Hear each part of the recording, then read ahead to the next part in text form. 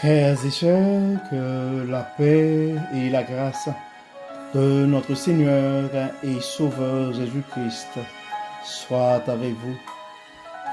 Ici AWH Redemption Ministries pour notre méditation pour ce dimanche 13 juillet 2025. Toujours, frères et sœurs, dans la mission de vous accompagner journée après journée, réveil après réveil et matinée après matinée, disons dimanche après dimanche, semaine après semaine, mois après mois, sur le chemin du royaume de Dieu. Car l'essentiel, frères et sœurs, est dans le royaume de Dieu. La force est en Dieu. La sagesse, frères et sœurs, est en Dieu. L'abondance est en Dieu. L'espérance est en Dieu. Et surtout, frères et sœurs, la justice est en Dieu. Nous sommes le dimanche 16 juillet 2025, frères et sœurs, et c'est notre deuxième sortie pour le mois de juillet. Donc nous allons continuer avec notre série sur la justice de Dieu.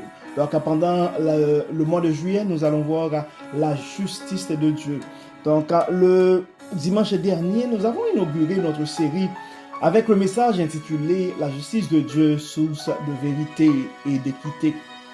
Tiré du psaume 89, verset 14. Nous y avons vu que la justice et l'équité sont les fondements du trône de Dieu, mais toujours accompagnés de bonté et de fidélité. Donc, vous savez, frères et sœurs, l'année 2025 est décrétée l'année de la miséricorde de Dieu à AWH Redemption Ministries. Et nous avons vu clairement dimanche dernier que la justice divine n'est jamais hostile à la miséricorde. Au contraire, elle la contient. Donc la justice de Dieu, frères et sœurs, révèle la vérité, mais attire aussi la restauration. Donc si tu as manqué ce message puissant, nous t'encourageons à réécouter, aller le réécouter et dès aujourd'hui. C'est disponible sur notre chaîne YouTube car il pose les bases essentielles de cette série et ouvre la voie à une compréhension, je pourrais dire, profonde de la nature juste et miséricordieuse de Dieu. Donc aujourd'hui, frères et sœurs, nous allons plus loin. Donc après avoir complété la base de la justice divine, nous allons découvrir aujourd'hui la dimension rédemptrice de la justice de Dieu. Cette justice qui pardonne, qui restaure et qui nous revêt d'une nouvelle identité en Christ, frères et sœurs. Donc, le texte qui nous est proposé pour la méditation d'aujourd'hui, c'est le texte que nous trouvons en Romains chapitre 3. Romains chapitre 3, verset 24. Donc, dans ce texte, frères et sœurs, Paul écrit aux croyants de Rome dans une société divisée entre juifs et non-juifs. Donc, Paul enseigne que tous ont péché. Donc, si vous voulez prendre le temps de lire Romains 3, verset 23, nous savons tous ce verset, car tous ont péché et sont privés de la gloire de Dieu. Donc, Paul voulait rappeler aux croyants, aux chrétiens de Rome que la loi seule ne peut sauver.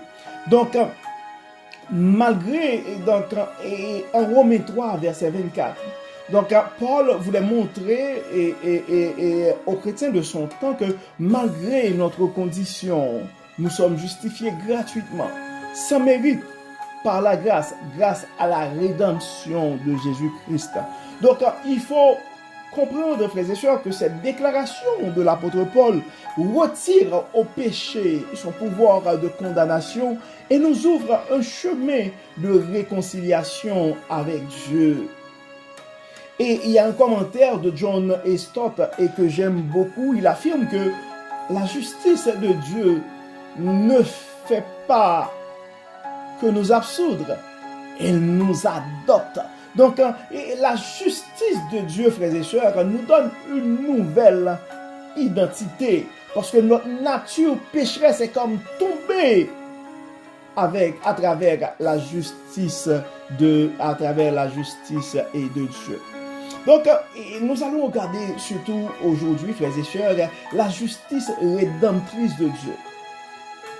Donc, la justice rédemptrice de Dieu, frères et sœurs, ça va au-delà du pardon. En tant que pécheurs, nous sommes pardonnés, mais ça nous ouvre la voie aussi pour la restauration, pour la guérison. Donc la justice rédemptrice restaure et guérit. Elle est fondée sur la grâce et non sur des œuvres humaines. Donc c'est pourquoi nous répétons surtout cette parole. Nous sommes sauvés par grâce, par le moyen de la foi. Cela ne vient pas de nous, mais c'est un don gratuit de Dieu. Donc, et la justice rédemptrice transforme le coupable en enfant de Dieu. Il rétablit la dignité du pécheur. Donc, à travers la justice rédemptrice de Dieu ce matin, mon frère, coupable que tu es un enfant du royaume. Dieu veut rétablir ta dignité malgré tes erreurs du passé. Donc, on voit clairement dans la Bible, particulièrement dans l'histoire du fils prodigue ou de l'enfant prodigue, comme on le dit généralement Luc 15. Donc, on voit un père qui ne juge pas, mais qui réhabilite son fils perdu. Donc, il y a un commentaire de Matthew Henry qui a attiré mon attention aussi sur ce sujet. Il dit, Dieu ne maquille pas le péché. Il y répond par une justice qui guérit le pécheur de sa racine. Donc, notre nature pécheresse, Dieu ne veut pas nous rappeler que nous ne sommes pas pécheurs. Mais malgré notre état de pécheur, il est prêt à nous justifier, à nous guérir de nos maux. Il faut comprendre, frères et sœurs, dans notre justification, la justice rédemptrice de Dieu, il y a Jésus-Christ, notre Sauveur, a joué un rôle assez important. Le rôle de Christ dans notre justification, c'est que Jésus est l'instrument divin de la rédemption, frères et sœurs. Donc, par sa mort, il paie le prix. Par sa résurrection, il nous offre une nouvelle vie justifiée. Donc, Romains 5, verset 1er, le dit clairement. Étant donc justifiés par la foi, nous avons la paix avec Dieu par notre Seigneur Jésus-Christ. Donc, tu as la paix avec Dieu ce matin, mon frère. Tu dois réaliser que tu as la paix avec Dieu ce matin, ma soeur, grâce au sacrifice de la croix. Donc, tu dois comprendre, mon frère, que tu dois comprendre, ma soeur, en dépit des erreurs du passé, tu es un enfant du royaume comme tout le monde. Tu peux laisser tomber ta culpabilité. Donc, tu n'es plus esclave du péché, mais tu es une personne rachetée. Tu es un enfant libre. Ce qui nous porte à nous poser cette question, frères et sœurs. Comment vivre en tant que personne rachetée? Parce que la parole le message de l'apôtre Paul en Romains 3, particulièrement dans le verset 24, c'était vraiment pour rappeler aux juifs et non-juifs, nous sommes tous pécheurs. C'est pas la loi qui va nous sauver, c'est pas le respect de la loi qui va nous justifier, mais c'est le sacrifice de la croix. Donc nous sommes appelés, frères et sœurs, à vivre dans la liberté et la paix comme des témoins vivants de la rédemption. Donc cela implique dans nos quotidiens le pardon. Cela implique que nous devons refléter dans nos vies aussi la justice divine en pardonnant les autres, en aidant les autres à se relever et non en blâmant, en condamnant. Donc, être justifié, frères et sœurs, par grâce, nous appelle à devenir des agents de restauration dans un monde brisé. Donc, il faut comprendre, frères et sœurs, la justification n'est pas la fin, c'est le commencement d'une vie sanctifiée, pour reprendre les termes utilisés par John Stott dans ses commentaires. Donc, dans notre culture, marquée par le jugement et l'exclusion, donc ce message, frères et sœurs, est important pour l'Église d'aujourd'hui. Donc la grâce devient pour nous comme l'antidote de nos conflits qui rongent nos assemblées. Donc, il nous pousse à devenir des ambassadeurs d'espoir et non des gens qui condamnent. Donc, chers frères et sœurs, en ce dimanche 13 juillet 2025, nous sommes appelés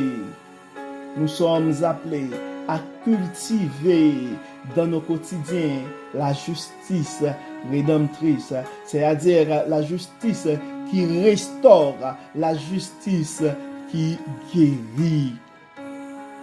Donc, si tu portes ce matin, mon frère, si tu portes ce matin, ma soeur, des chaînes de la culpabilité, tu dois te rappeler que Dieu veut te libérer aujourd'hui. Sa justice ne te juge pas, mais elle te justifie, elle te restaure, elle te relève. Donc, tu es justifié, mon frère, non pas parce que tu le mérites, mais parce que Dieu l'a voulu. Donc, le message de Dieu à nous ce matin, frères et sœurs, à travers cette méditation, la justice rédemptrice de Dieu, c'est pardonner et restaurer. Nous avons deux choses à nous rappeler ce matin. Dieu veut nous pardonner ou Dieu nous pardonne. Mais Dieu ne veut pas seulement nous pardonner, mais Dieu veut nous restaurer aussi. Et à travers le message de ce matin, Dieu veut que non seulement que dans nos comportements, que nous soyons prêts à pardonner, mais que nous soyons prêts aussi à restaurer. Romains 3, verset 24. Et ils sont gratuitement justifiés par sa grâce, par le moyen de la rédemption qui est en Jésus-Christ. Donc nous sommes justifiés par la grâce.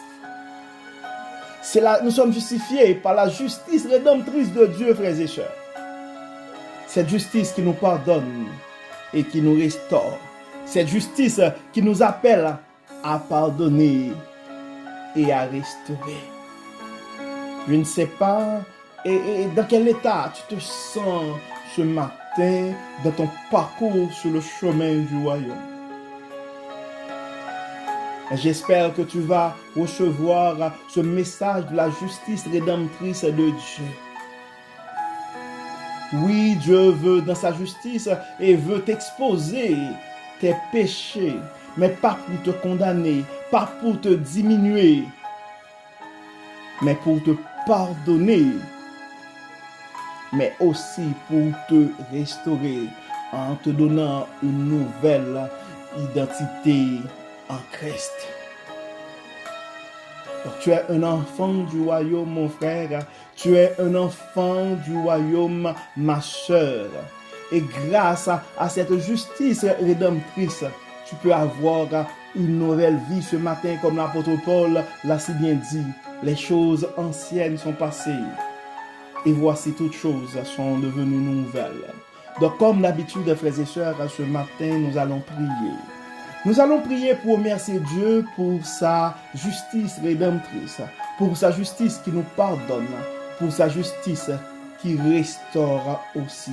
Nous allons remercier Dieu parce que dans sa sagesse, il nous rappelle ce matin que nous sommes libres, que nous avons la possibilité d'avoir une nouvelle vie ce matin. Et que notre mission dans l'Église, ce n'est pas de condamner, ce n'est pas de blâmer, mais c'est de pardonner, de restaurer et de guérir. Prions le Seigneur. Dieu Père Tout-Puissant, nous te disons merci Seigneur pour ton amour, pour ta grâce, pour ta fidélité envers nous. Merci Seigneur de nous rappeler dans ta justice ce matin que nous sommes tous des pécheurs, mais aussi de nous rappeler, selon ta miséricorde, tu es prêt à nous pardonner et dans ton amour, tu es prêt à nous restaurer. Merci Seigneur pour ta justice qui transforme et qui restaure. Merci Seigneur pour cette grâce qui nous rappelle que nous ne sommes plus des condamnés, Dieu Père Tout-Puissant, fais de nous des instruments de ta paix, des porteurs de ta justice rédemptrice. Nous remettons entre tes mains ce matin des frères et sœurs qui vivent avec des sentiments de culpabilité. Nous donnons, Seigneur, de les toucher ce matin et de les révéler que tu es le Dieu qui pardonne. Tu es le Dieu qui restaure. Tu es le Dieu qui guérit. Dieu Père Tout-Puissant, nous demandons d'entrer en nous et d'enlever tout ce qui n'est pas de toi. Toute forme de pensée qui pourrait nous porter à juger les autres. Enlève en nous toute forme de pensée qui pourrait nous porter à croire que ce sont nos œuvres qui peuvent nous justifier.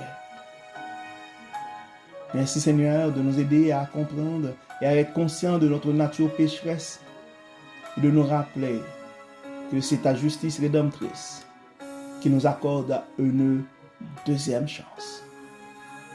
Bien Seigneur, dans nos vies, pardonne, restaure, libère et transforme.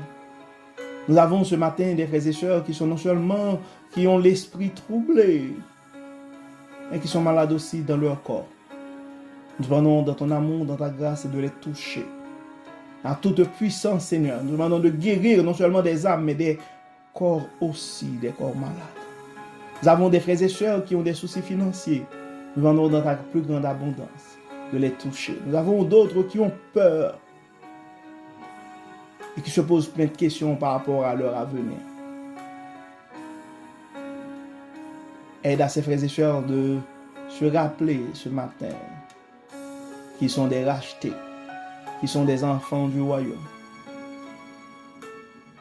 Et la source de leur protection, la source de leur justification est toi. Bénis Seigneur, pardonne, guéris et libère. Je te prie au nom de Jésus qui vit et qui règne au siècle des siècles. Amen. Amen. Frères et sœurs, nous arrivons au terme de notre méditation pour ce dimanche 13 juillet 2025. Nous espérons que votre âme a été bénie et d'ici là, nous vous souhaitons une excellente journée, un très bon dimanche sous le regard du Dieu Tout-Puissant. Que le Seigneur nous bénisse, que le Seigneur nous accorde sa paix et sa grâce. Au nom de Jésus. Amen. Amen. Encore une fois, bon dimanche. Bonne fin de semaine, frères et sœurs, et à demain. Bye bye. Bye bye.